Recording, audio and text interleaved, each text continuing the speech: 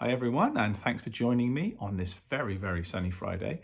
So, what's the news? Well, the news is we have one ticket to go as of now. This is like 2 minutes past 11 on Friday, the 17th of November.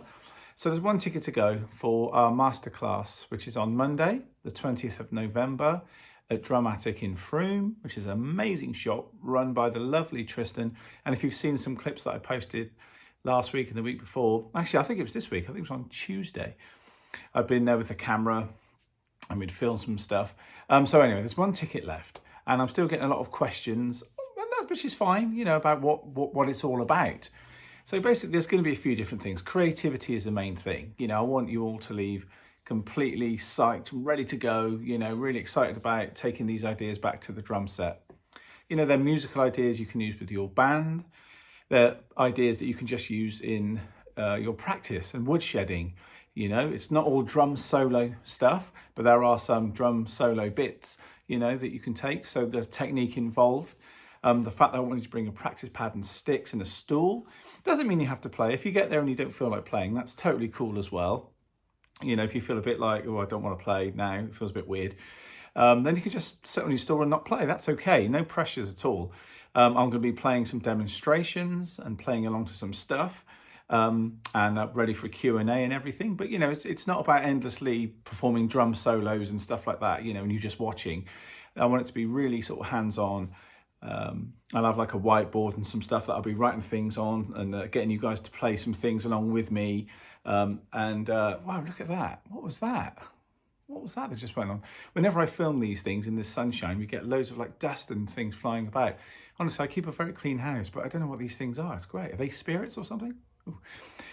So yeah, it's all about creativity and technique. And of course, I had a DVD, which is over there, called Technique and Musicality, that isn't in print anymore, but it was out for a couple of years. And that was, you know, trying to gel those things of technique and musicality together. So, you know, it's not just all, oh, I can't play any fills or a drum solo. The other flip side of that would be, oh, all I can do is technique and I can't, you know, jam with the band or try and get a gig with the wedding band and I play all over it.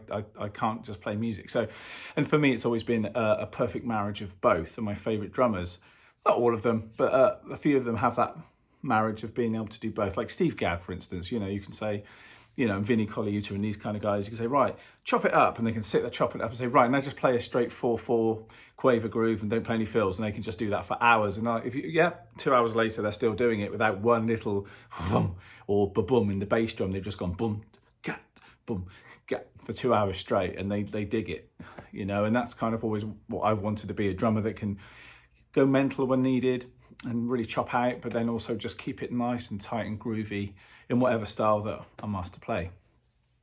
So yeah, we're going to be talking about ways to just expand your creativity with the information that you've already got. So, you know, I don't want anyone sitting there thinking, yeah, but I don't get that. You know, it's like you're going to get every little bit of it and be able to take it away. Even if you can't play it now, you will be able to play it. Nothing is being positioned where, you know, if you're a beginner or an advanced player, you're not going to find the bits in between. Everyone's going to understand a bit and say, right, I can take that bit away and I can use that. Or I can't quite get there yet, but I can see the picture and this is going to help me when I get there. So as I say, I'm not going to give loads away on camera because you want to come to the workshop, but it's about creativity. It's about taking ideas, expanding the ideas, and not being afraid to really push ourselves in that way and drag every piece of information from every rudiment, every groove, every note value. What can I take from this? And I'm giving you 3 or 4 examples. This is one part of the show, of the masterclass, and I'm just going to pull those things apart and show you different ways. And I said it's analogy a bit like a pyramid, you know, with the idea at the top and all the ideas flooding out. Or you can use it like a tree, whichever one works for you. They're all good, you know. But I found that I've used a few of these ideas in my teaching, but not a lot of them. And I've been working over the last year at creating and formulating a plan, which may become a book in the end, I don't know, or a series of videos. I'm not sure what best to do these days, you know, with online stuff, but we'll find out when I get there. These ideas here, and I've jotted some things down. So I've got plenty of things that we're going to be pulling from. Again, not giving too much away. And a few ideas in my little notebook here. Love that. I might look like I'm listening to you, but in my head, I'm playing drums. Yeah. Well, it's not always true. Yeah, actually, maybe it is. Sometimes, according to who I'm speaking to, I suppose. So that's that.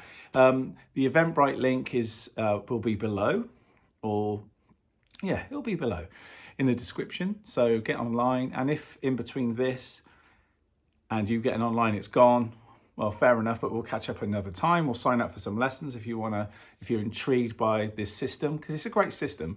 And once you've got it working, you can kind of put it into practice with anything that you learn.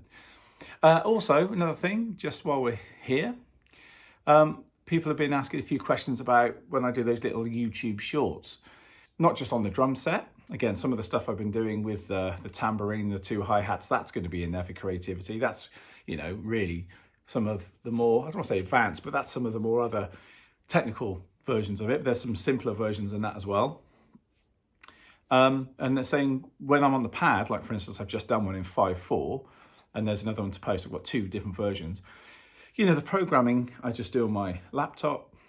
It's usually done that morning. I feel inspired. I could be putting the kettle on and suddenly think, oh, dum dum da da da da dum dum da da da da dum dum da da da. Oh, right, let's loop that up. Let's put some little synthy sounds behind it and make it a bit Gary Newman-ish or Blade Runner-esque. I love all that stuff, and the stuff I write is along those lines. I'm not talented enough to write like a Brian Wilson or Burt Bacharach or Lennon McCartney melody, I'm afraid. That's not in my tools. I don't have that at my disposal. But moody, simple vibes on a synth, that's my bag. So yeah, I do that, and then I program up the drums first, obviously. I find the time signature, whatever it might be that I've been singing or humming or thinking about. Sometimes it could be 4, sometimes it could be 7, sometimes like today 5, sometimes 5/4, sometimes 5/8, sometimes 7/8, 7/4, whatever is floating around in my noggin at the time. Then I program it, play it, and I try and limit myself to maybe 4 takes. And, the first one is obviously the freshest. It's just straight off the bat, maybe a few mistakes. They may all have some mistakes in somewhere, but sometimes I leave them in if I just like the intent of what happens around it, like it's a take, like old school recording to tape or something. So yeah, limit myself to 4. Then I put them into the program, iMovie, and then I just go through, see which ones I like. Some I delete, some I keep, and then I sort of select 2, sometimes 1. Most of the time 2, so you get 2 different options of how I saw it at that time. And I just like to challenge myself, really, to see what I come up with. Again, it's kind of a very sort of selfish thing. I'm doing it on my time and then posting it out for you to see. But honestly, it's not one of those things where I sit there for half an hour thinking, oh, I've got to get this. They're very spontaneous. I just get the vibe, play along a few times, and then think, right, okay, I feel like I'm saying something good in that one. And in other ones, it might not be as choppy, but maybe there's a nice flow or a nice groove, and it's more understated with maybe less rudiments, but just some nice moments that I feel are more musical. And then some other moments are more drummy and more full on. So with the 2 that I post, I try and show a sort of 2 different sides, 2 different colours of that ways of playing that piece on this day. So yeah, I hope you enjoy the 5/4 one. I'll post the other 5/4 one at the end of this video, actually. Why not? Actually, I might post them both, so you get A and a B, so you get to see what they're like. There'll be some repetition, but hopefully they'll be slightly different each time. And I'm just going to keep posting those things. They just come to me in the morning or in the afternoon or evening, and I just want to get on it. Nearly 13 minutes, so again, that 1 ticket, come on, whoever that 1 ticket is, buy that ticket. Come on, guys, we can do it. And I'll see you on Monday. And if we don't, well, that's all good. 14 is still a good number. And I'm really looking forward to it. As I say, I've got the music, I'm practicing, and I can't wait to share some cool musical stories and drumming stories. I'm looking forward to a good Q&A and just meeting, some fresh faces, and also some drummers I know that are coming that I teach or have taught in the past are coming along. And it'd be nice to see you guys as well. It's been a long time for some of us. I think some guys even from BIM are coming along, back in the day, and I haven't taught there for 5 or 6 years. So yeah, please bag that 1 ticket if you can. It's going to be fun. Come along, yay. And for those who are coming, I'll see you on Monday at DrumAttic. And for the guys just tuning in, wherever you are, thank you for being involved in my YouTube channel and subscribing and liking and sharing and commenting. I really appreciate it.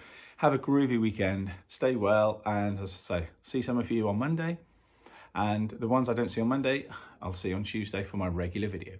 All right, guys, have a cracking weekend, and I'll see you soon.